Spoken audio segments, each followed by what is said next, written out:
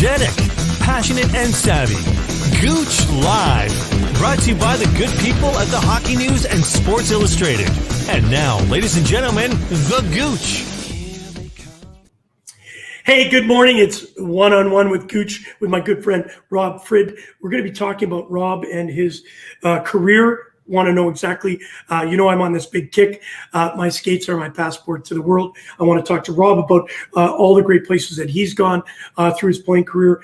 And then, of course, where he is today. We had a little bit of a scare last week. He's been dealing with issues after the game. We have a lot of people that deal with that, a lot of athletes. And we just want to find out from Rob his career, and then after career, what has gone on? Why is some of the things that he was trying to do with his health kind of get question marked? It's a difficult time.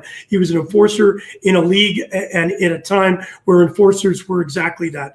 And the medical system just didn't work for them. And hopefully we're going to clean that up.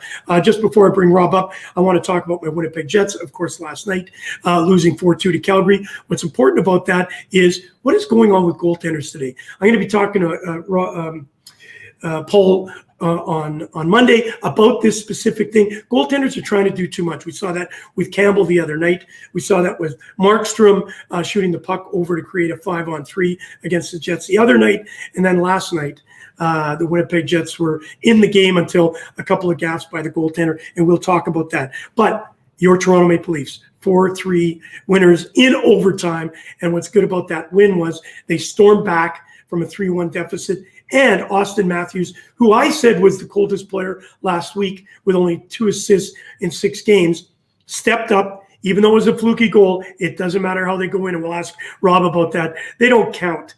That went off a foot, so it's not a good goal. It's a goal, and it was certainly a very important goal for the Toronto Maple Leafs. Listen, great to have Matthew Meisner all the way from Argentina, and of course, Robert Wine, who was on with me this morning with Australia as they talked about my career and also some of the things that we're doing down under. As you know, we're going to be launching June 2022, the Aussie Tour, also an outdoor game in Queenstown. So we'll keep you informed on that as we go through. All right, listen, let's talk to one of those guys, one of the people you like, one of those guys you cheer for. We're all in his corner, Rob Frid. Rob, what's going on? How you doing, Kerry? Thanks for having me on today. Not doing too bad. Listen, we've been talking over the last couple of weeks, obviously, and last week was a little bit of a scare with your health. So I've been following very closely. You've been keeping me up to date. So today I wanted to have you on the show for a couple of reasons. One, when we come on, sometimes we forget about Rob Frid, the player. So I want to walk through your hockey career. And as I can see, when I'm looking at the stat line, there's a lot of penalty minutes, and that was for a reason. So I want to understand from you. Also, what has hockey brought to you outside of now dealing with some major league health issues? What did it bring you prior to running into those issues with health? All the people that you met. And I see our little buddy at the back there laying, having a little nap. Talk to us a little bit about all of this. But first, how did Rob Frid become Rob Frid, the hockey player? Yeah, just, obviously started young, drafted into the OHL, a late round draft pick with London Knights. And we had a very good team my first year. So I was one of the last cut my first year, actually, in London. And Gary Agnew, our coach at the time, he's coached in Pittsburgh and in the NHL with Columbus, a great guy, had faith in me and just sent me down. I had to work hard on my skating, then got my opportunity with injuries. And, I had a good next 2 years I was on the team. And then my third year, I was in St. Louis in training camp in the NHL. So that's how basically it started. And I got a little bit of education out of it at the University of St. Thomas in Fredericton after St. Louis. And then, I spent several seasons at the minor league level in the U.S. and lived in some great cities from Anchorage, Alaska, down to Columbus, Georgia, and in Texas and Kentucky and all over the place, Quad City. So hockey's been good to me. It's brought me my beautiful 14-year-old daughter too. So there's been a lot of good things. And as you guys know, I'm involved in the medical cannabis space too, and been an advocate for it, and it's helped me and my condition, and continues to, as I face roadblocks with my health from the way that I did play, Gooch. And there's a lot of us out here that do struggle with traumatic brain injury, chronic pain, and now I'm dealing with some heart issues that could be from oxygen, from a deviated septum, or it could be from my traumatic brain injury. They're doing a lot of tests right now at Mount Sinai here in Toronto, and but they were able to stabilize my heart last week. It was kind of scary. But yeah, at the end of the day, I'm still here, and life's good. Hockey's good to me, and I've got a great family in the hockey community, including you. Yeah, well, that's what it is. It's a hockey family, and we're all working together and battling through it. We all have the trials and tribulations of the game after. And so while you were going, obviously you played for the London Knights, arguably one of the top OHL teams of our generation. And also, I liked the fact that you said you went back to school at St. Thomas. How did that transpire? You said you went to St. Louis camp, but you're coming from the OHL. You're a very tough guy. Obviously, everybody knows you as an enforcer, but you still could put some numbers up. So it wasn't just Rob Frid, the tough guy. It was also Rob Frid, the hockey player. And so I think there's a distinction there, because sometimes, we've seen, in 51 games, you had 32 points in your last season with the OHL London Knights. That's nothing to sneeze at. And so, but you also came with 216 penalty minutes, which are not just 2-minute minors. I'm sure there were a couple of fights that were thrown in. How did you come out of the OHL knowing that you were able to move forward? Because obviously fighting was part of your life. You stood up for all your teammates. So when you finished your OHL career and then went to the St. Louis camp, what was the expectation from St. Louis for Rob Frid? Yeah, I can reflect back to my last year in London, and I did have a good year, Gooch. And obviously, like I said, I was cut my first year, and then worked my way up to my 2 years later to have a year like I did, and had some NHL teams interested in me as a free agent to come to camp. But that season was traumatic too. I fought a lot.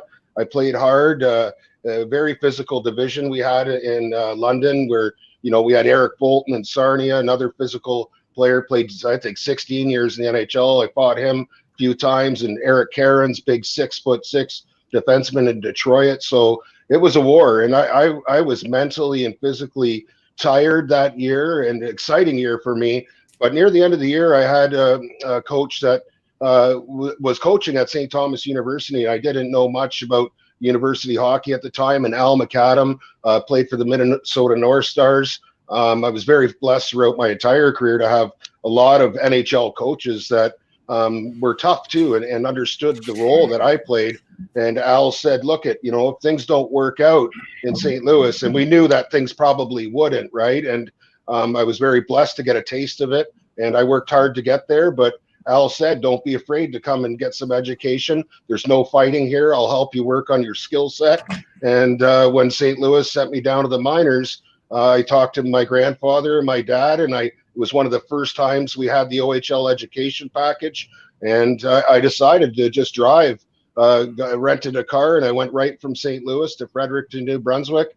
And I ended up playing 2 seasons there. I didn't finish my 3rd year because Al knew that, my time kind of came there. I was sitting at around 23, 24, and I had some pro teams calling, and I ended up signing with the Islanders at that time, and went into Kentucky in the American League and fought Zdeno Chara.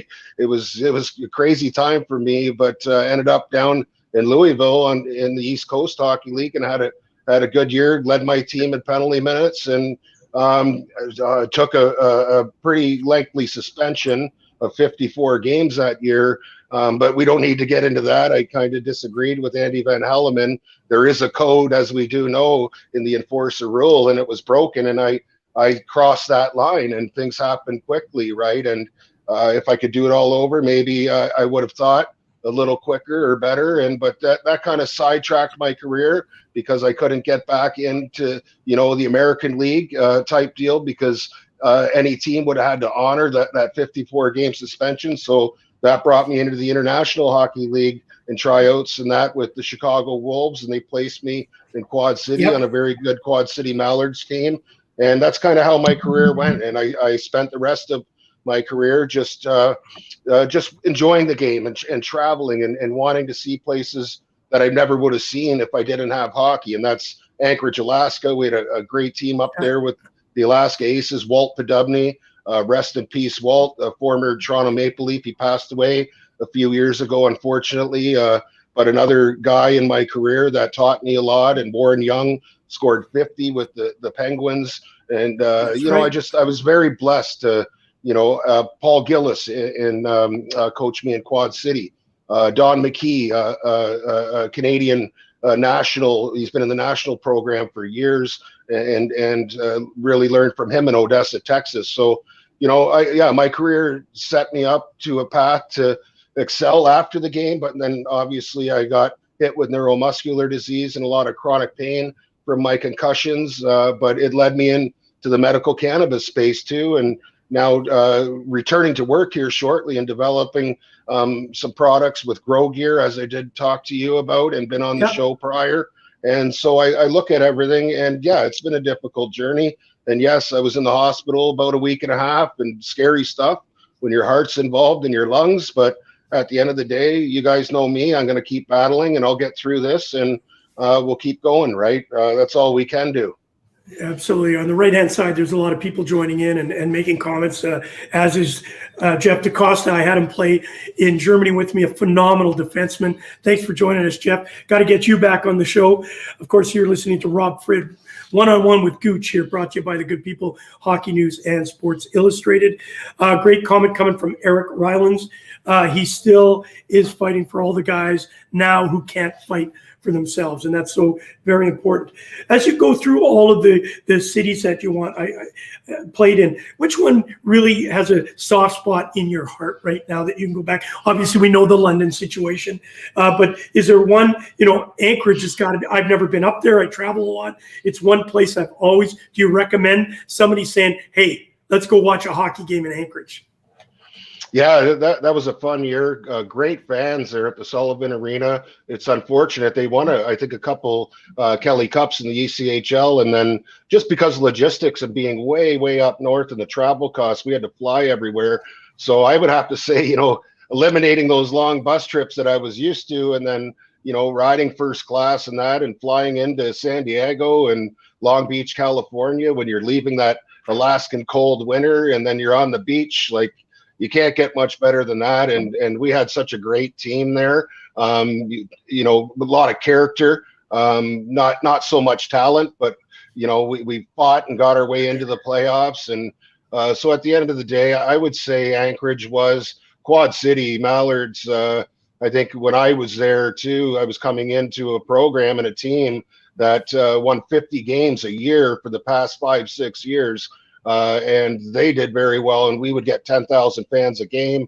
You're at the border of Iowa and John Deere country in Illinois, so not really hockey country at that time, but they really embraced the Mallards, and so I'd have to say there too. But all the places, down in West Texas and Odessa, a very small town of 90,000, but we would have 7,000 diehard fans, and you'd be out in the community, and it's like we played in the NHL. You'd go out for, they'd invite you to family dinners and all kinds of things, and great booster clubs. So almost everywhere we played in the minors, right? But it came with a lot too. It was a very physical game, and especially at that level, the refereeing was a bit different, and each team had 3 or 4 guys like myself, or sometimes it was just me on some pretty good teams. So I had to take on a lot of trauma during those years. So but I was used to it, but I got really tired, and it was time to retire. I think young at 29, maybe I was, or close to 30. And I still felt like I had some in the tank, but I knew something was happening with me neurologically. When I was getting hits, I was seeing stars. There was a lot, right? And then, fast forward a couple short years after, then I was unable to work in the open labor market, then forced on disability, and then really having to look in the mirror. What am I going to do, right? And that's where I'm getting to now with Grow Gear, and I'm getting the opportunity, and I'm excited. I can work from home, and so life's good there. I just hope that with the heart, I am a little concerned. You know, you walk into Toronto Western Hospital by ambulance from a walk-in clinic and your heart's racing at 205 beats a minute, then find out that you're not in the proper rhythm, and then your heart's enlarged. Yeah, but they put me on medication, and I'm in one of the best acute cardio care units at Mount Sinai. So things are going to get better, I believe, and it's just all part of the process, right? Just got to follow what the doctors say and keep moving forward. In a few minutes, we're going to get into that and obviously how you've got into the situation that you are with your health, and talk about the game then and the game now. But I wanted to talk about Tillsonburg in the OHA senior. What is that? What was that all about? Yeah, senior hockey. You know, I moved back to London, got married at that time with my high school sweetheart, had my daughter, and you know, I found out, yeah, the senior team, they pay guys a couple $100, pro players a week, and you're working. And I was actually making more money playing senior A than I was down in the States in a lot of places. So it was good. And we had a very good team. Kelly Corpse, Kingston captain, very talented back in the day, 50 goal scorer. Corey Eyes, another guy, played in the OHL pro. Pat Powers. We had a lot of guys that played minor pro hockey, and every team did.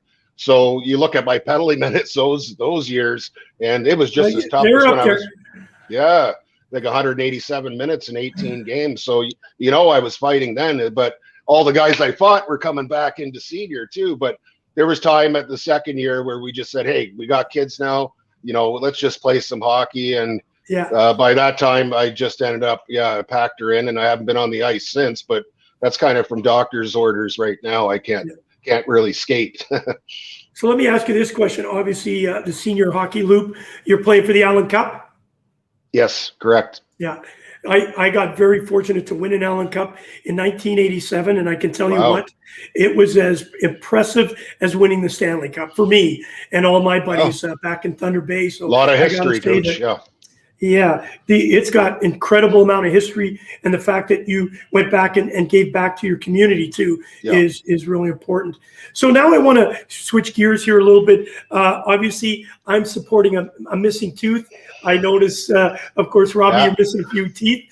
That's a typical. Actually, when I met my wife at the first, all her girlfriends, she was up in, you know, in the hedge fund industry, and you know they were all party rock stars and that. First question she got asked by her girlfriends, does he have his real teeth?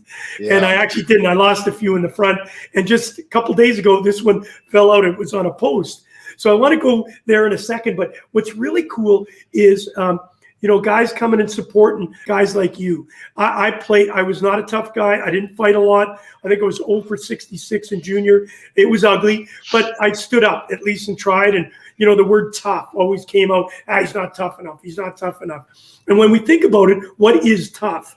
Is it just throwing the punch, or is it actually taking the punch and being able to come back and do it? So I always question that. But guys like you were so important to my career to help me get through, you know, those games where, you know, I was having I'm off the chart type of game, and then guys were running me, and then guys like you on my team, you know, the Mike Demares of the world, the Dave Weebs would step up and say, hey, you're not taking advantage of it. Now, I'm not saying I was Gretzky, but what I'm saying is you know, there was a role for everybody on the team. Goal scorers had to score, power play guys had to play power play.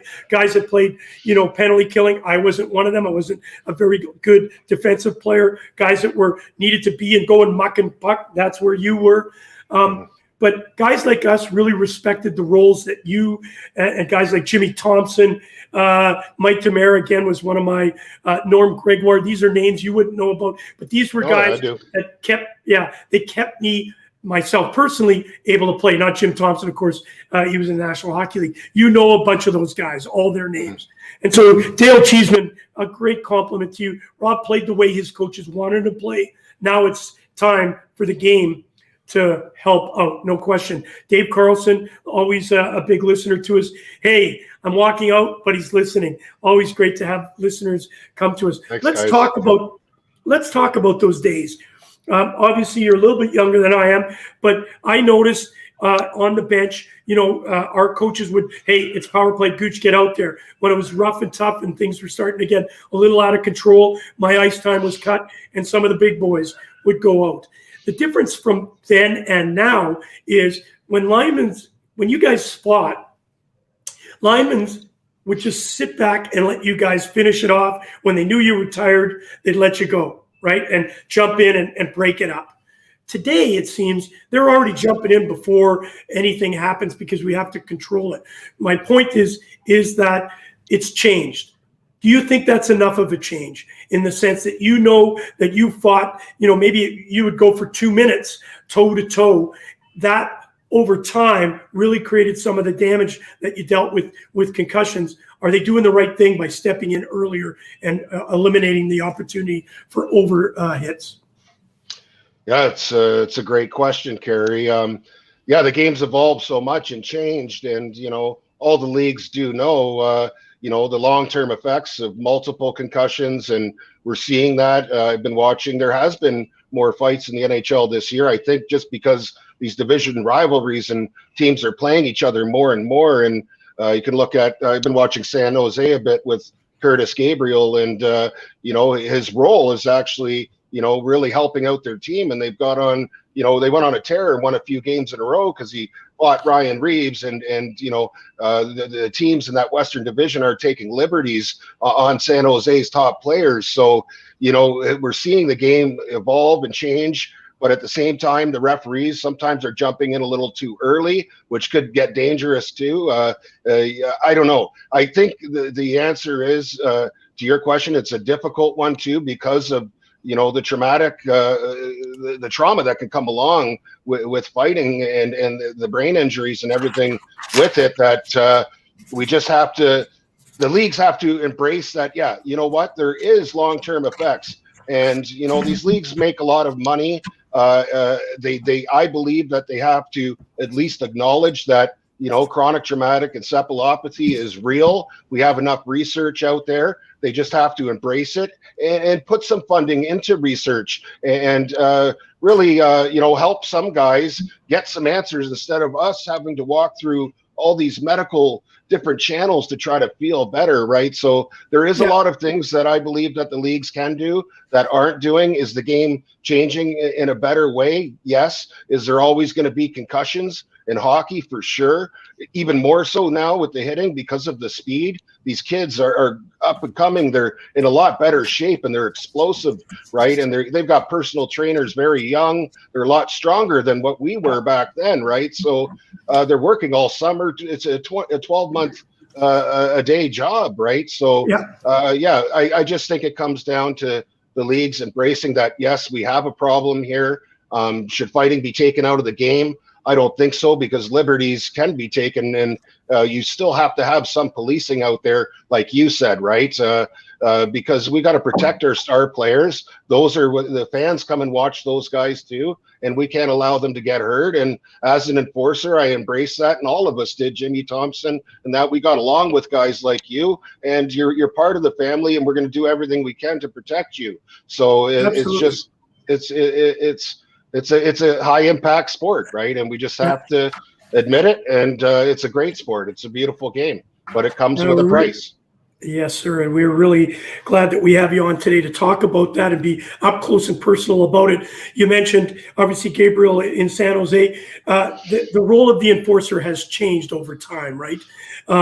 Even though you were a very good hockey player, they knew where to put you in your spot. The tap on the shoulder, hey, it's time to go. Now you got players like Gabriel, who you met, who can still play. Ryan Reeves in Vegas. The kid's got talent.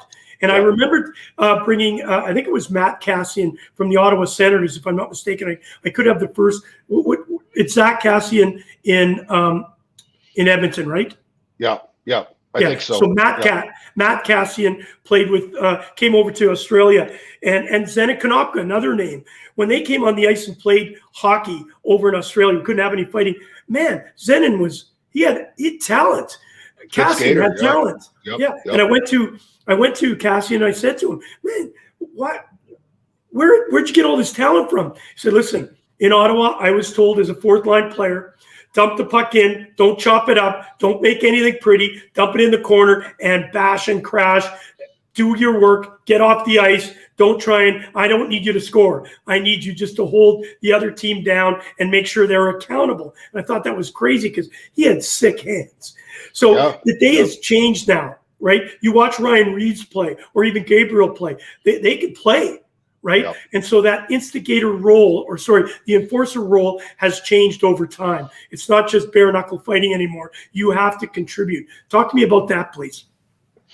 Yeah, you have to contribute, and it's skating. You look at these guys are big guys we're talking about. I think Gabriel's 6'4", and Reeves, I don't know how big he's a monster too. But look at the way that these guys skate. But being on a fourth line in the NHL too, I remember Gabriel. He quoted once that he follows the systems to a T, right? So these guys study and they know every single breakout plan and role, and they stick to it. And back when we played, it was kind of, I think they've embraced the way that we played, and now coaches don't need to tap these players. They just know when things are getting out of hand, right?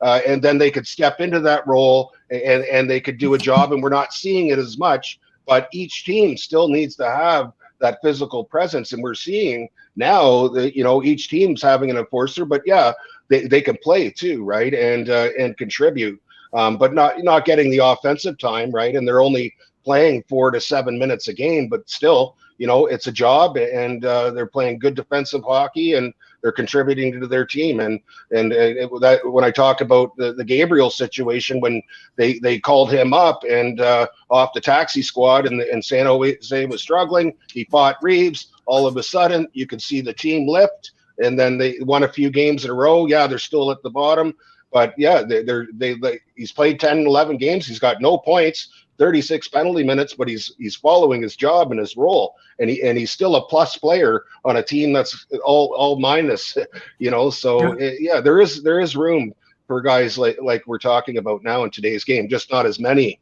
as we used to have. So I'm going to ask you about the future of the game and how you like the game right now. But I want to go back in that time, of course, some incredible players, of course, that we've lost. Kordic, Todd Ewing, Bob Probert, Kip Brennan. We haven't lost him. I forgot to mention that name. He came over and played in Australia. Super talented. Obviously, there are, the boogeyman, guys that have fought and were enforcers and protected the game with integrity. We've lost them. Do you see a change in attitude from people understanding that there is, you said it earlier, a cost to playing the game? Yeah, I'm still not seeing it at the Canadian Hockey League level with David Branch and the executives there. I'm not seeing it quite yet. Yes, they're they have a fighting rule in place and things like that. They're just quietly changing the game. But look at the players that we've lost, and what I have gone through physically and mentally with neuromuscular disease and the chronic pain and things that I deal with because of it.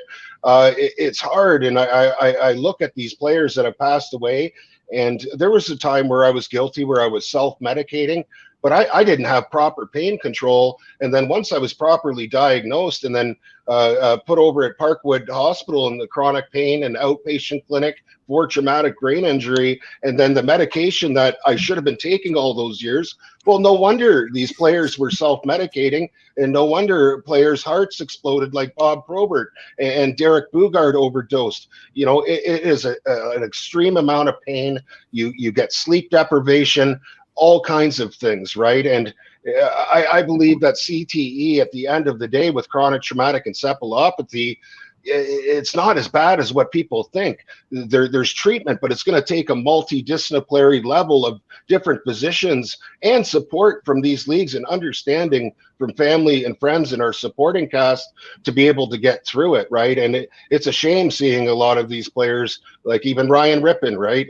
Wade Belak, yeah, they had underlying depression and things, but where did that come from? And we know now that, all those concussions and them trying to deal with it by themselves, that does not work, right? And it's unfortunate that they passed away way too young. And look at the kids that were left behind and their families and that too. And that's why I'm an open book, and I'm following the system, but I'm also sharing my story with doctors too, and they're still learning. The brain's it's a tough, it's an essential organ, but they can't tell a lot until post-mortem and we're passed away. And to me, yeah, I think there is a way, right? And support is number one, I believe, right? And that's it, really, and I hopefully we see less. Yeah. It's a complex situation with a complex organ, and you're absolutely right. I think we need to come closer together, work close together to understand that we need to not just sweep it under the rug. We know it's here. Let's deal with it, and let's get a proper medical system in place. Listen, there was a great article written in the Globe and Mail, One Last Fight. Had a chance to watch it earlier. Obviously, there are players like I had Ryan Vandenbush on here. We talked about it. Jimmy Thompson and I have spoken endlessly on the topic of battling through the demons that come along with it. Paul Stewart, the referee, and of course, the tough guy. There's almost like a code now. You guys are able to open up more and not show. You show your vulnerability. You show it's not weakness that you step up and talk. That's strength. You're being able to educate us all on where we are today with a sport that has cost you so much. And when I say you, all of the enforcers and players that had head injuries that we maybe didn't do enough. Talk to us a little bit about that one last fight. Yeah, it was James Myrtle, who at the time Leafs writer and writer for the Globe and Mail. Years ago, I connected with John Branch from the New York Times when I was playing in Alaska, and he was writing in Colorado. And when I wasn't feeling well and I was at my worst years ago and suicidal and just not wanting to live, but seeing my 2-year-old daughter and not giving up and wanting to watch her grow, right? John Branch and I spent many months on the phone talking, and he reached out of the New York Times and contacted James Myrtle and said, listen, you got to talk to Fritter. He's got a story behind him, but he wants to help himself and help others too. So that's basically how that story happened. And then I started meeting with James in the Globe and Mail, and we ended up writing it. And it was really to reach out to parents at that time, because I had concerns, about our kids behind us too, and long-term effects of concussions and all the pain. So we were able to bring in Dr. Tony Etsy, one of Canada's top pain psychologists, and some other influential people to really just speak about it and be open. And I've always been an open book, and some people don't understand me because of it. Maybe it's because I'm a redhead full of piss and vinegar, but I don't know. At the end of the day, I just want to help, and I'm trying to help myself at the same time. And that story had like 1 million hits, and it was good. It got across the country, and even was up for an award for James because the article got read so much. But it wasn't about that. It was about getting that message out and just warning what can lie ahead if we don't start being open and have the discussion and being vulnerable and being open. Yeah. Yeah. And of course, when I went through it, 75 concussions were documented in your lifetime. So those are big, big numbers. Scott Oswin, who's become a close friend to the show, I followed his career. Obviously, he's getting back into life after addiction. Thank God to Jimmy Thompson getting him into some help has really, really enlightened me on the changes of the game and where it's going. And he's saying the no fight rule at OHL camps are important. I remember having 2 fights in 2 games at an OHL camp. What I love hearing from Rob, you have no regrets from this great game, even after physical damage, but great smile. You got a great hockey smile, as they say. You're a beauty. Keep educating everyone. Great work, pal. And I think not everybody is you. Not everybody's going to have that voice. Not everybody's going to make the challenge. Some people just sit in the back and in the weeds and let it happen. You're not one of those guys. You're driven, you're passionate, and you certainly want to help. And that makes a huge difference. Dale Cheeseman comes out and says, the league should ask Rob to educate the owners. I know you've been working on those platforms, and several groups have tried. And I think we have to realize that the owners are only going by what the fans want. So we have to educate everybody along the way what it means to be a Rob Frid, a Jim Thompson, a Wade Belak, and what the costs are of that gladiator approach that we took many years ago, and we've kind of softened on that. Let's talk about the cost to you now.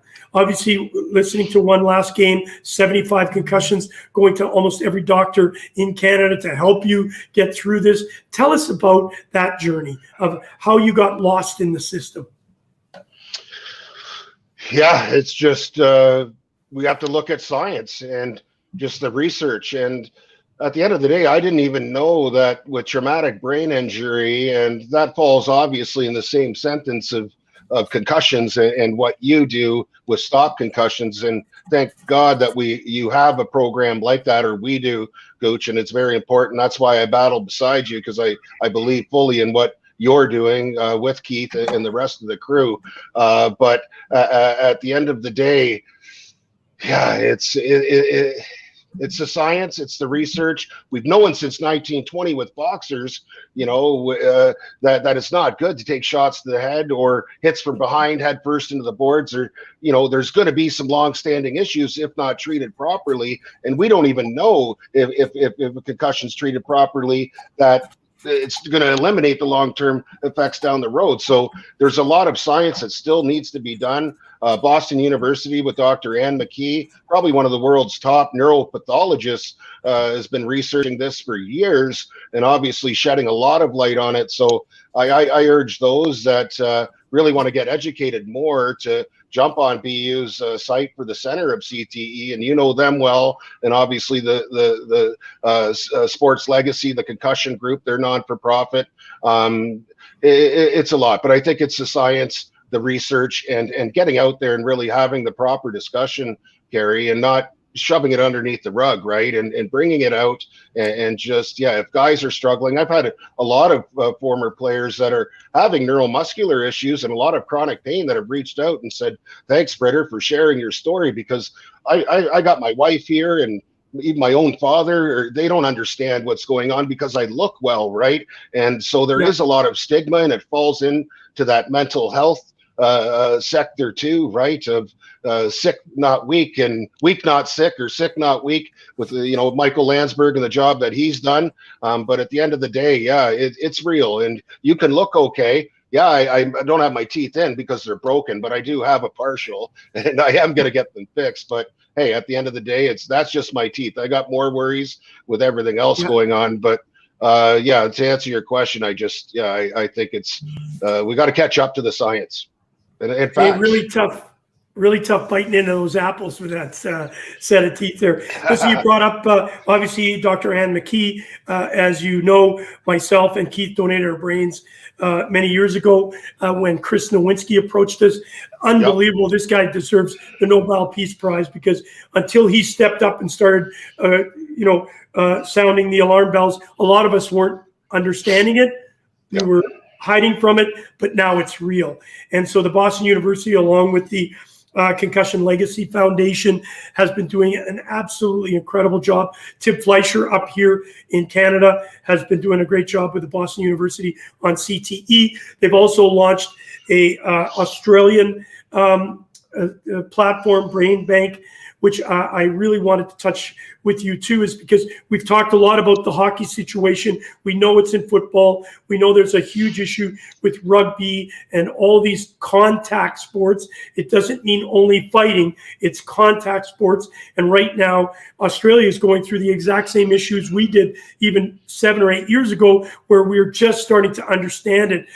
They're having tremendous amount of issues with their former athletes committing suicide, drug and alcohol issues, a lot of problems that we haven't been working globally enough. And I know Chris Nowinski has been doing that and working very diligently to get us to understand, because you mentioned earlier, you can't see it until postmortem. So we need to really try and understand this injury. And they've just recently announced that they're going to be working with Wounded Warriors. And as you know, and you've talked to a lot of these guys, our military have struggled with not only post-concussion syndromes, but they've dealt with a lot of issues that you and PTSD and a lot, of course.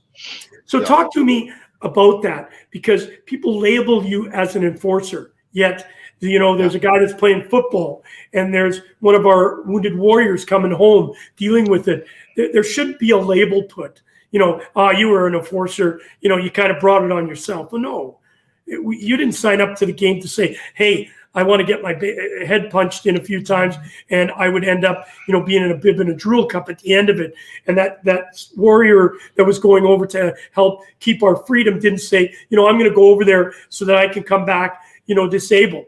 They went, and though there's differences, please don't. I'm not suggesting that there's commonality, but the issue is that you come back and you're all with the same issues. How do we bring that family closer together and work together? That's another great question, but let's take the athletics out of it. Let's take the high impact sports out of the equation. Let's take the military, all the stuff that they've seen in war and the loud sounds from bombs and gun shells and everything else, right? And then we look at the similarities that Dr. M. McKee and BU have put together between athletes and military veterans, and it's the trauma. It's got to do with the brain. Years ago, when I started in pain psychology with Dr. Etsy, my marriage was failing. My ability to work in the open labor market, that I wasn't able to. Everything financially, my relationships, I looked well. People were wondering what's going on. Doesn't Rob want to work? Doesn't he want to provide for his family? Why is he drinking? Why is he self-medicating? Why is he doing this? Right. But at the end of the day, when you start taking things away from an individual, anybody, whether you're an athlete, vet, or somebody that's been in a car accident and has a traumatic brain injury and following the same path of us, when you're taking the relationships away, the financial ability to survive, to eat, to have shelter, everything away, what do you have left, right? And that's why we see a high rate of suicide with military vets, with high impact sport athletes that are suffering with traumatic brain injury and the long-term effects of concussions. There's nothing to live for. We don't have the support. It's easy just to end things, right? I've been there. But again, I kept looking at my daughter, and then I looked at all the support I had, including you. So why would I make that call and do that? But I was close, right? And I understand why those people did, and they're not in pain anymore. So do I blame them? No.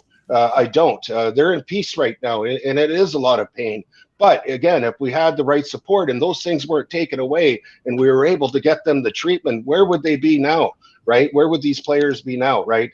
They would, again, they could lean on all this big hockey community that we have, right? Look at guys like Brady Leavold. He's got his own clothing line now, and he's got the puck support, and he's spreading awareness about addiction. So he's using his skates and his past to create a life for him and his family, and other players are doing the same, right? Riley Cote, he's in the cannabis space, but him and Derek Parker have their own CBD brand, so they're able to contribute and help others too. So it's not the end of the world, right? But again, when things are taken away and quickly like that, it becomes very dangerous, and that's how I feel. And to me, it makes sense, right? We have to help and support.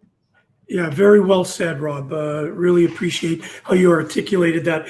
Listen, I want to get into, in the closing segment here, I want to talk about what Rob Frid is doing now. You've mentioned the cannabis. Of course, I know that you're part of Grow Gear. We'll talk about that in a sec. But if Rob Frid had the opportunity right now to make changes, what would how would you make change right now? Would you corral everybody around a table and say, okay, guys, we've got an issue. Let's work together to figure it out? Or is there one magic moment that you could just say, boom, this is what we need to do? Yeah, I think it's going to take the higher up, the league's executives, the ones that are creating the rules, and providing the owners the ability to have their teams and franchises, sit them down. And we've tried that at a smaller scale with the Canadian Hockey League, and it didn't work. It failed. I've got nothing against David Branch. He's a nice guy. He's been in the game a long time. Yeah, he cares, but do I think that, he's missing the boat a bit? For sure, right? So it's going to take those guys to sit around and just take some accountability, and then be able to create some support platforms that are real, not us out here trying to just survive and struggle and help each other. Those are the guys that are profiting off the game, right? And so they can take a little bit and build proper support platforms and donate money to great causes like Stop Concussion, so you guys can evolve and spread the message. Rob, can I interrupt that for a second? What about those people that say, Rob Frid, he knew what he was getting into. He's tough fighting and all that sort of stuff. And now that he's suffering, well, why should we be there? What do you say to those people? Yeah, there's absolutely no way I knew anything about CTE or traumatic brain injury or dystonia, early onset Parkinson's, the chronic pain at the level that I've had to go on opiates. And, you know, at the end of the day, there's no way I knew what I was getting into. If I did, then possibly I would have stuck with baseball because I was a hell of a back catcher. But maybe I wouldn't be where I am today. But at the end of the day, I wouldn't have met all you great people either. So no, there's a reason for it. But no, this is scientific. We've got outstanding research going on. I donated my brain in 2011, just around the same time you did, Gooch, with Keith. We didn't know that until we talked last month, right? So it's going to take. I urge all former players that have had any concussion history because it's going to take like a million brains, Dr. Ann McKee said, to get through that research. So we need those numbers to climb. We need that brain bank to get full and allow them to do what they're doing and solve it. But at the end of the day, we can build that proper support platform and make sure guys aren't on the street like Joe Murphy and self-medicating, and maybe he's too far off now, and he's a good example of a guy that's self-medicated. Matt Johnson, where's he? Still lost, right? And I played against Matty in Peterborough when I was in London, and what a great big man he was, and he could skate and stick up for his teammates, and now he's on heavy drugs and lost, and how much pain is he in, right? But there's nothing to fall back on, and he feels embarrassed. He just wants everything to go away. He probably misses his family every day and can't reach out because what's there to reach out to, right? Nothing. Yeah. So it's tough. So we know how important family is to you, and it's a great comment coming from Scott Oswin. Amazing how powerful our daughters can be, our little rocks. And of course, I know you have a special relationship with your daughter, and this is why you're doing. This is why you're stepping up and saying, listen, I can help others. And nothing's better. Nothing makes you more accomplished, Rob. And I know you battled through it, but you're doing a great job in being a voice. And nothing makes you more accomplished than standing up, being vulnerable, and saying, I'm going to make change. I'm going to help. I'm here for you, and you are definitely that. Let's talk about what Rob Frid is today. Obviously, the one last fight, now that you're having some more issues with your health, of course, with your heart, two of the most important organs in your body are your brain and your heart. And right now you're battling with both. Talk to us a little bit about what Rob Frid's doing for Rob Frid and what we can expect over the next couple of months and year as you not only deal with your health issues, but also with your grow gear concept. Yeah, I'm just going day by day right now, and it's tough. I've got a complete my septum, my nasal septum is 95% blocked. I need a surgery. The hospital's looking into all this with my heart, so I might not be getting proper airflow to my heart, which is making it enlarged, which is affecting my breathing, which is affecting my lungs. So it comes back to the dozen times I broke my nose starting in junior, and I never got that $7,000 surgery or whatever done, but it could be something simple as that to open up my airways and get me going again. So that's number one right now, my heart, obviously. But my heart is in the medical cannabis space, and it's not about combusting it and smoking joints, as you do know. There's so many ways that you can use cannabis, whether it's through edibles or whether it's through tinctures with oil and things. What a great pain property the cannabis plant has. And I was very fortunate to get prescribed from Parkwood Hospital in conjunction with opiates back in 2011-12, and now coming down off my opiates, but the cannabis and the plant medicine is a healthier approach. So that's why I've got in with Grow Gear, and we're developing this. We haven't launched the company. We're still in the last R&D stage of producing a home cannabis kit where you can grow your own medicine at home in a kit, right? And eliminate all the costs. And I've had troubles affording it. It's very expensive. Rick Natras was on your show. He's spending $9,000 a year just on cannabis when he could grow it at home for a fraction of the cost, right? So I'm really excited about where I'm headed there. But right now, yeah, my health is number one. My daughter's number one. And yeah, once we get past that, yeah, Grow Gear's number one too, because I want to help others and not go down that pharmaceutical path that's killed a lot of players too, right? Being on pharmaceuticals long term is not good for our essential organs. We do know that. So there is plant medicine out there, including cannabis, that can help. But science is just telling us now, right? So it's a lot. There's a lot going on, but I'm enjoying life, and I've got my beautiful dog Charlie here, and Charlie, yeah, he's doing good. I don't know. What about our cat? I know we got a cat too. Oh yeah, Lily's right there too. Yeah, they're inseparable. It's almost like he's her dad, right? But they hang out. We saved Lily in London. She was stranded underneath my porch at like 5 weeks. We thought she wasn't going to make it, and here she is. So it's just me in the quarantine, and I got you guys here and be able to come on and talk, and my hockey friends and family like you are to me, Gooch, like a brother. I appreciate you having me on, and life's going to get better for all of us. We just have to just keep going. It's not easy out there, and I'm just a call away or an email or a message. And I just sharing my story. I hope it helps others, and that's it. We're just all going to live as long as we can, and we'll get through all this. Whether we have the support from the government or the leagues, or we don't, we've got us, right? And that's the way that we have to live, right? So it's good. It's good. Very well said. You do an amazing job. Listen, so are you, buddy. Listen, I got a great text saying, Rob, you're so strong and helping so many people. And it states right here, Richard Orth, he suffered concussions, but not in sport. He's 275. It was only a few days ago, sober. Compliment to you, Rich, that you battled through it. And he writes poems. And I will start putting these out on our site. We're just rebuilding the Stop Concussion site, so you can read his poems. It's really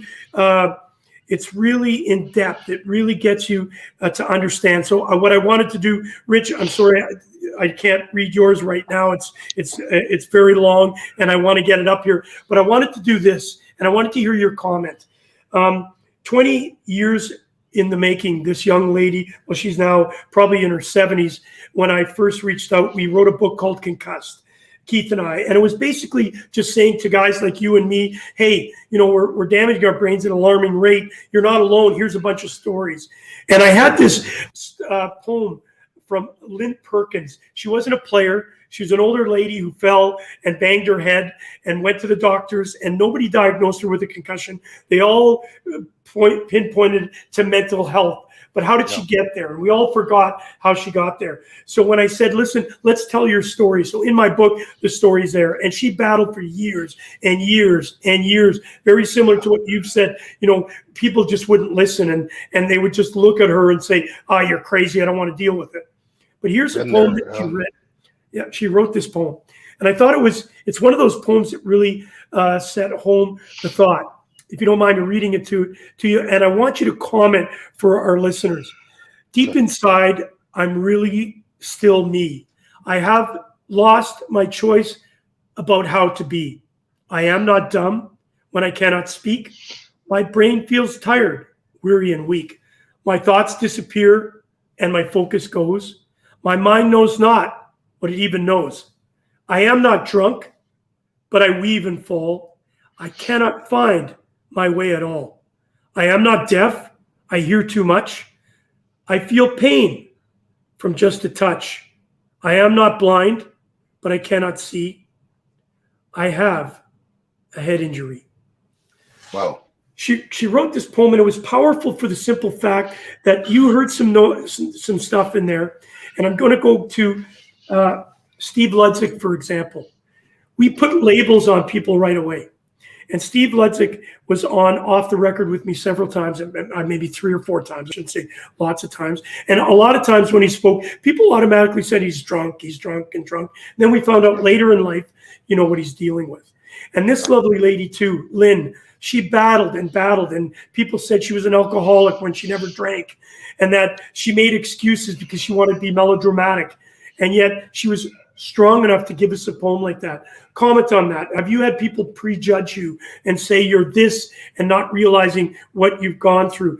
We're judging the book by the cover before we actually read what's inside of that book.